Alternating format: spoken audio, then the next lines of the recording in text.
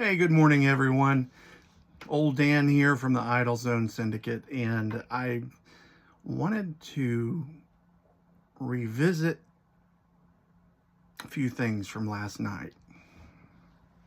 If you watched our podcast last night, we had a great guest in Elite Series Pro, John Garrett, and had an interesting turn to things last night.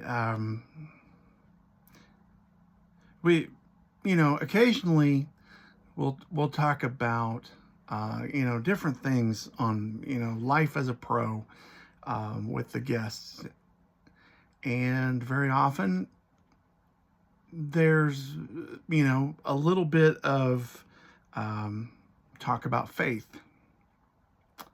And last night we actually tipped a little bit more, and we were blessed to have John Garrett share his testimony and how and his story about the day he was saved, which a little out of the ordinary for our little bass fishing podcast. The interesting thing about it, the timing was just unreal, because just the day before, John Stewart had asked, Crank and Kister and myself if, would you guys mind if at the end of the show, if I could share just a brief piece of scripture, maybe a comment or two. No, not at all. Why not? And in keeping with that theme, John also mentioned that I do, the Monday morning Thanksgiving thing that I have done for years, and I haven't done that since before Christmas. I try to do it every week, and this year, no. This has been, I don't know why this year specifically, because it's not always this way, but this year has just kicked me in the junk at the holidays. I wasn't always that way for me.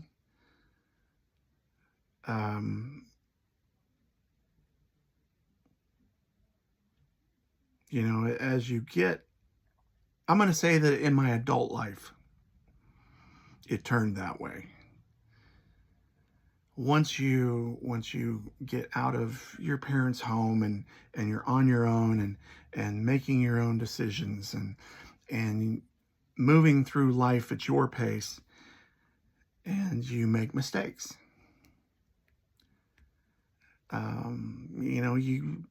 Things happen.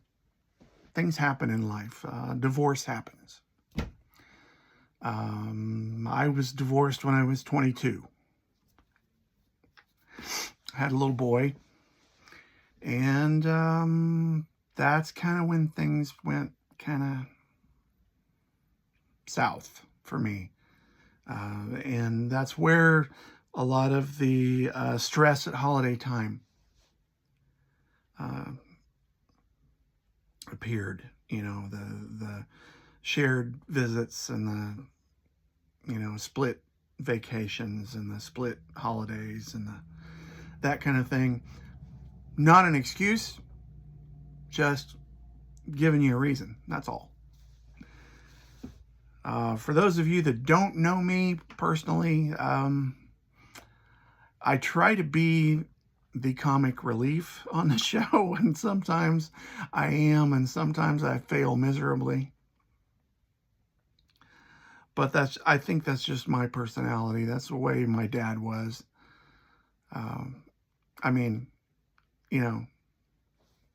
There's a Bigfoot right there. Why not? A good friend gave me that. I had to hang it up here, and he's always hanging around, checking us out during the shows. But getting back to topic, um, I realized that I needed to get back to doing Monday morning Thanksgiving, not just for myself, because that's what I started it for, but for those that maybe need to hear something. You know, I do not proclaim to be an expert on anything. Well, maybe. I am an expert on being a people pleaser, being an overthinker, an overanalyzer, an oversharer. I share TMI, embarrass my kids. That's me. For whatever reason, at times it's easier for me to talk to this camera with Bigfoot standing behind me than it is to speak to someone in person about how I really feel. And so that was the point of this little ramble today. I wanted to get back to that attitude of gratitude, pull myself up by the bootstraps, and get out of this holiday mire that I've been in. If you don't deal with, I'll say it, if you don't deal with anxiety and depression, it's hard to understand.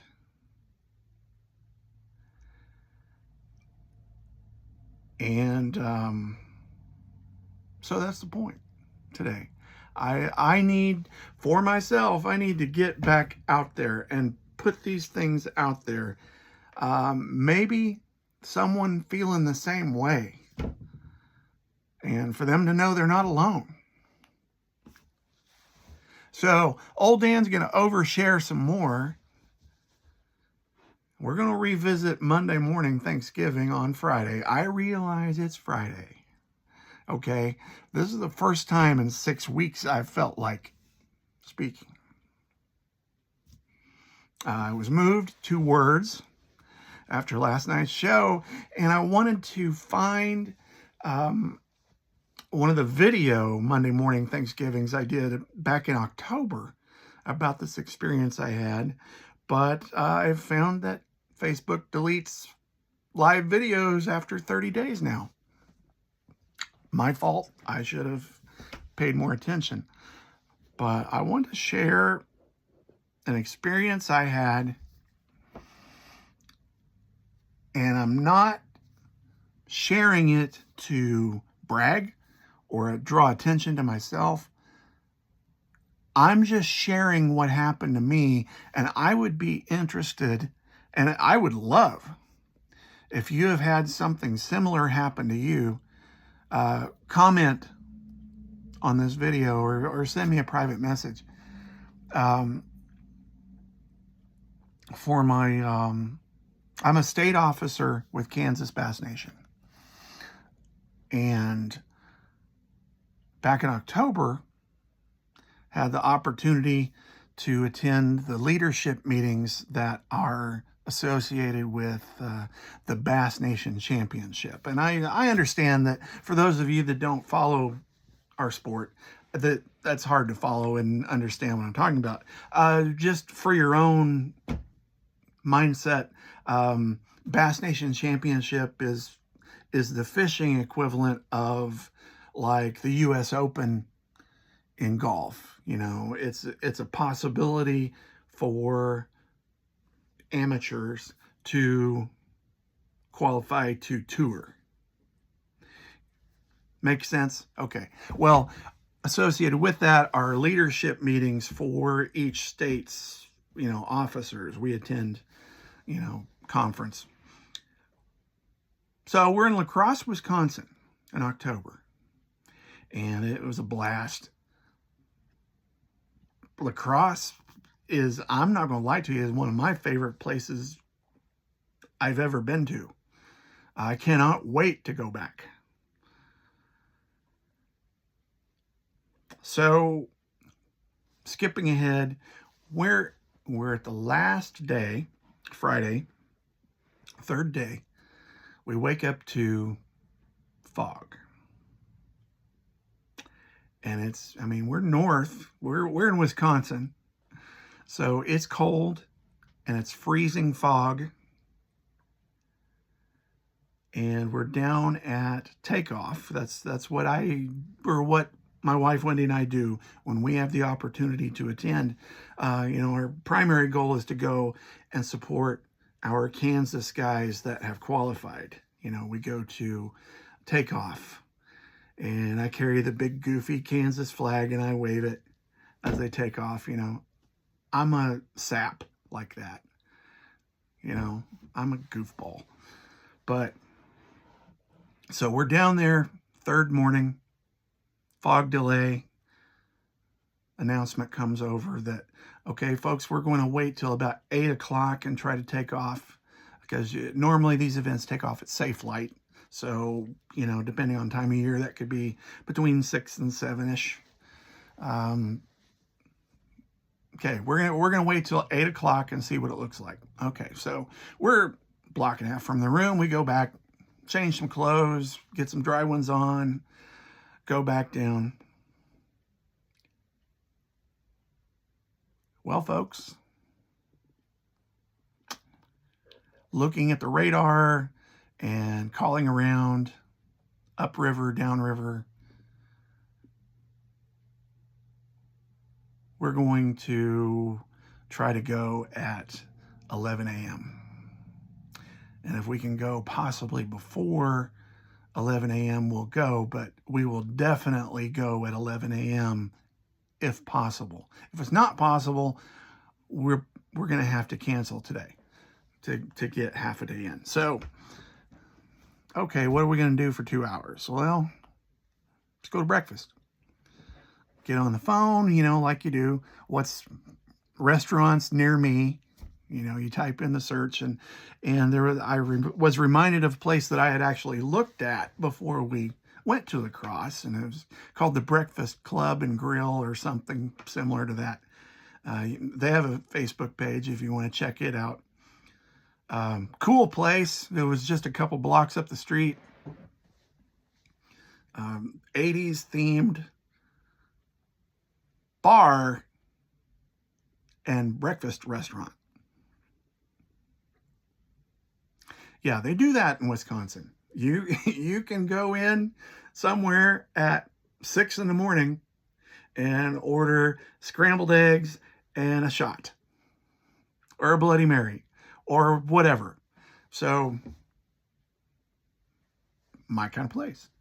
Hey, you can't drink all day unless you start in the morning. So,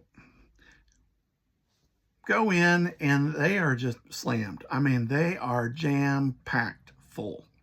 So, right off the bat, if it's Friday morning and they're full like this is a good place. So, the hostess says, would you guys mind sitting at the bar? No, not at all. She said, well, I'll just a moment and I'll take you back through there. So, looking around, and all the servers have on Save Ferris shirts. And, I said it was an 80s themed bar. I started looking around. Everything in this joint is the 80s. I mean, there's Pac-Man stuff and Miss Pac-Man and Galaga and 80s videos playing on a big flat screen. And it was awesome. Get the chance to go. It was great food and great experience. But so she takes us back through the bar. Sit down at the bar, and me being me, and if you know me personally, if you've ever been in public with me, you know that this is how this went down. If I'm going to have to sit next to someone, shoulder to shoulder, I'm going to need to know who they are. That's me. Barrett's know no strangers. So I walk in, and Wendy sits, there's a young man sitting here and then some ladies on the other end. And so she sat down next to the ladies. I start to sit down. I said, "Hey man, what's good here?" And he said, "Oh, everything's good here." He said, "Right now the Irish whiskey's real good." Okay. Now I really need to know who he is. So I said, "Hey, I'm Dan, by the way." He says, "Cody." I said, "Good to meet you." He said, "Yes, sir." And I sit down and get a cup of coffee and looking at the menus, and I lean back and I yawn and stretch, and he looks over and he's kind of laughing. He said, "Geez, Grandpa, it's 9 o'clock in the morning." And Wendy, my wife, says, "Well, he is a grandpa." And this is where I want you to help me.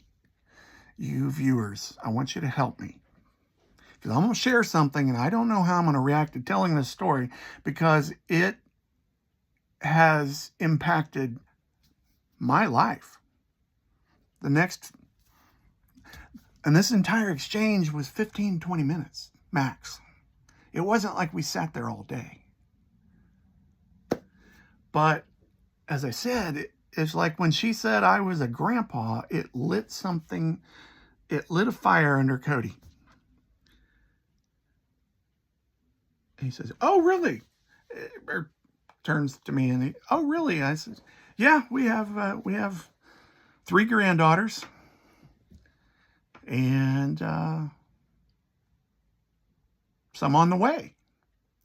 "Oh, that's cool, man. Yeah, I got a little girl." And, I'm guessing that Cody's probably 35-ish. I don't know. He didn't tell. I'm just guessing that he was about that age.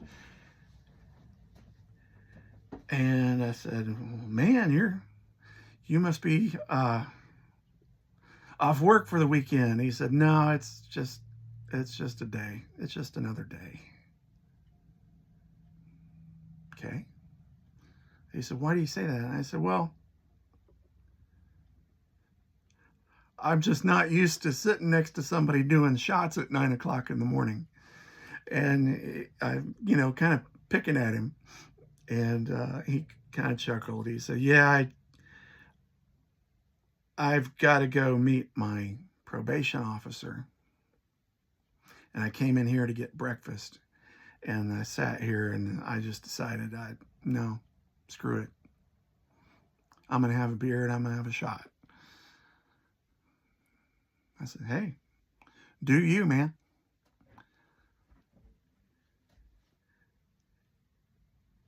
And he kind of drew back and he says, "Let me ask you something, Grandpa." Okay. And I look over and my wife's kind of smirking at me like, "Mm-hmm. Yeah, you fed the animals, didn't you?" Cody's had a couple drinks. Cody is not shit hammered. Cody's just had a couple drinks. 30 years of selling alcohol in retail setting. I've dealt with this so many times. I don't even want to try to guess or try to explain to you how, in a way, this was kind of old school, old hat to me. He's not shit hammered. He just had a couple drinks. "So let me ask you something, Grandpa."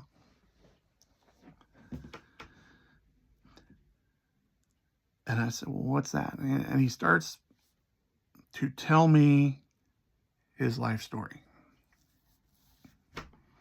Now, a lot of you are thinking, "Oh God, they're trapped."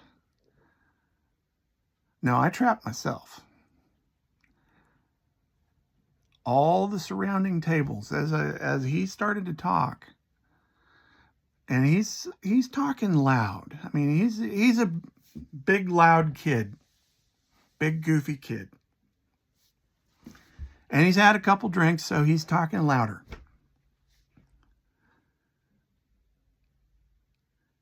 He starts to tell me about his baby mama situation. And I can see you guys rolling your eyes right now. Because as I'm glancing around at the other tables, as he starts telling me all the dirty laundry at the bar, louder and louder, literally everyone around us is like, bartender comes over, server, whatever you want to call her, and she's like, she's trying to help me get out of the situation, and I'm fine.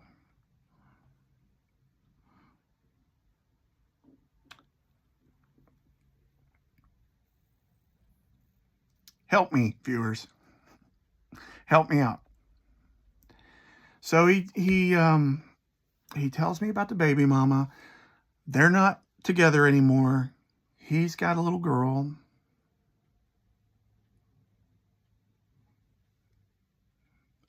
I'm assuming, he didn't say, I'm assuming that he met baby mama in treatment.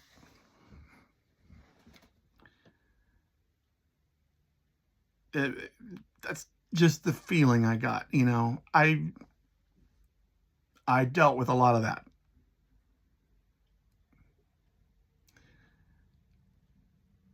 He's telling me about the baby mama and how she's trying to keep him from seeing the little girl, and things were so great when they got together, and they were both clean, and see, that's where I got the treatment thing.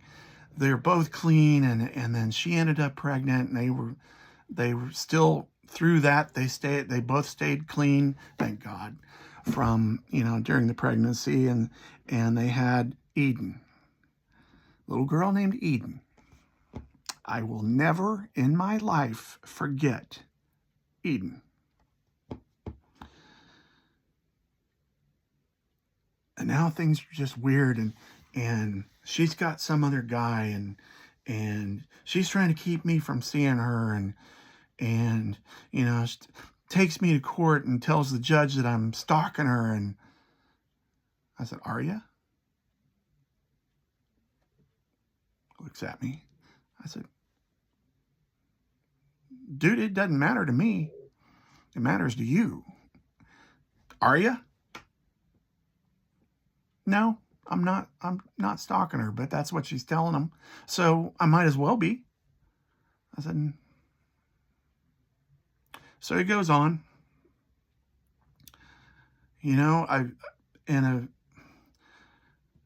I've got this situation with her, and she lies to the judge all the time, and now today I've got to go to my probation officer, and okay, he might have skipped a step in there. He said, "No, that's unrelated thing. I didn't beat her ass. She didn't beat my ass." I'm okay. Well, thank you. Thank you for sharing that part. But this is where things turned really dark. And he says, I've got to leave here. And I know that I'm probably going to go to jail for violation.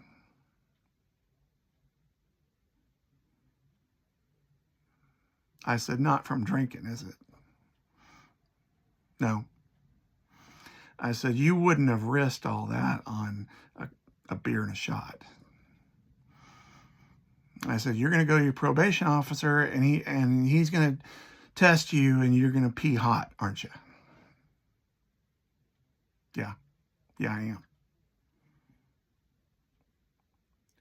He said, I don't know what to do anymore. Nobody believes me.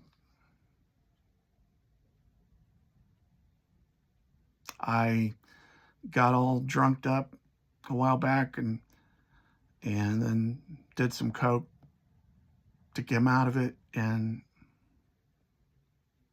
I said, "Dude, I don't need to hear it. You need to tell it."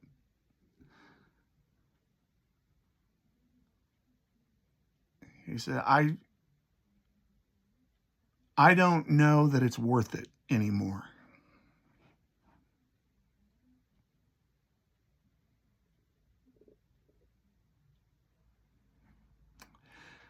I said, yeah, I get it. I mean, what do you mean you get it? I said, I've been there.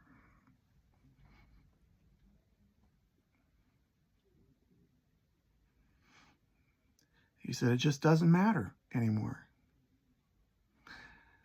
I said, what doesn't matter? And he says, all this bullshit with her in the court and lying and lying to the judge and people just don't believe me. And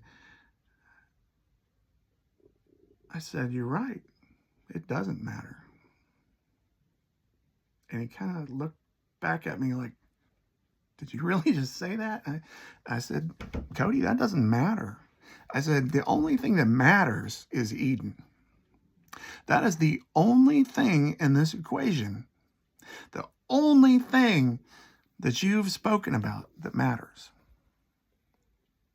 I said, you're going to leave here.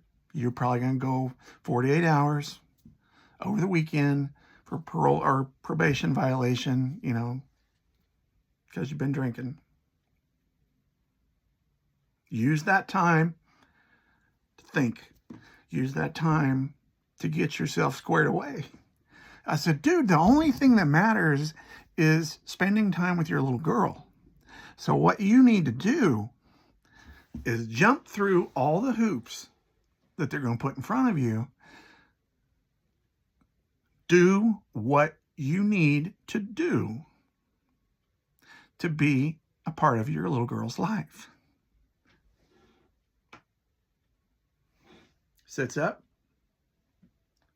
looks around, and people have stopped talking and they're listening to this conversation. And out of the corner of my eye, I keep seeing these ladies on the other side of Wendy. They're like leaning down and looking our way and then kind of talking, you know, whispering back and forth. And I'm like, yeah, bite me, you know. That was figuring that they're talking smack, right? So Cody says, thank you.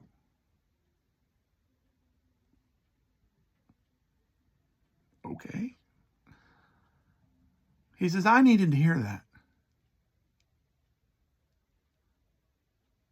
And he leans across me. He's a big dude. I mean, I'm 6 foot 220. He's bigger than me.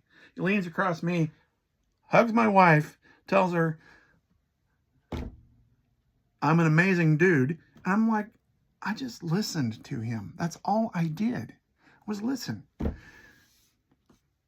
Stands up, pulls cash out of his pocket, throws money on his tab on the bar. I stand up. He gives me a bear hug. He said, thank you so much. I said, dude, it's going to be okay. Do what you need to do to see your girl. And he left. Everybody around us, the immediate tables are like looking at me like just total disbelief.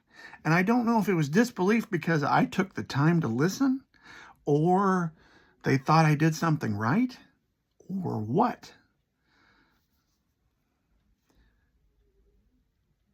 And there's a young couple that were sitting on the other side of him, and they turned to me and they said, I don't know how you did that. What did I do? I just listened. He asked a question, I answered it. That's it. I'm no miracle worker or certainly not an expert in anything other than being a screw up myself.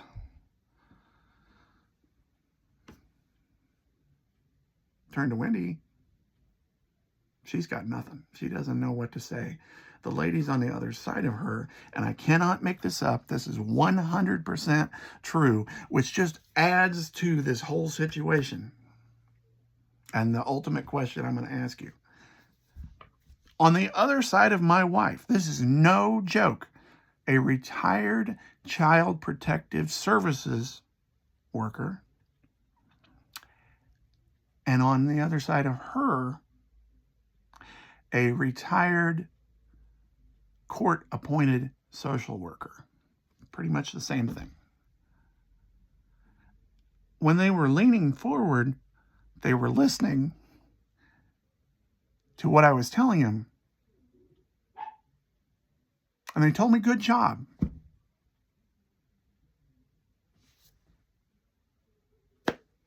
Like I said, this entire exchange was like 15, 20 minutes. This is us sitting from the time we ordered our food until we got our food, and enough time for him to drink a beer and have a couple shots and tell me this story. I'm asking you, have you ever experienced anything like this in your life? Have you ever had the feeling that you were put in a situation like this for a reason? I never have.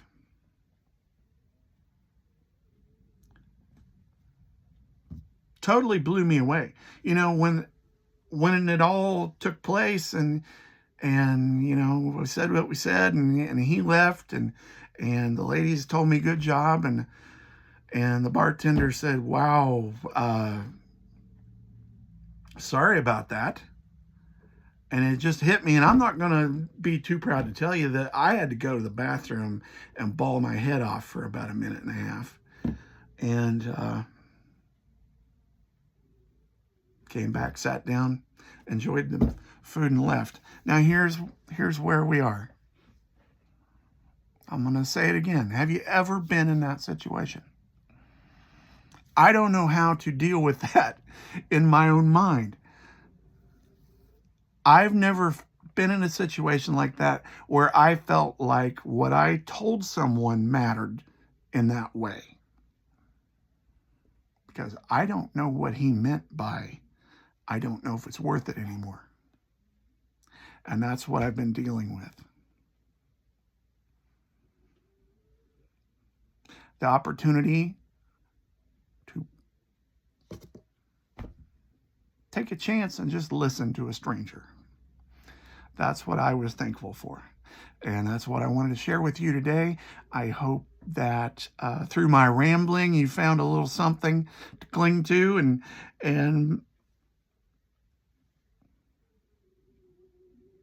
when I'm goofy on the show and I'm making jokes and being stupid, remember that it's just a cover. Peace.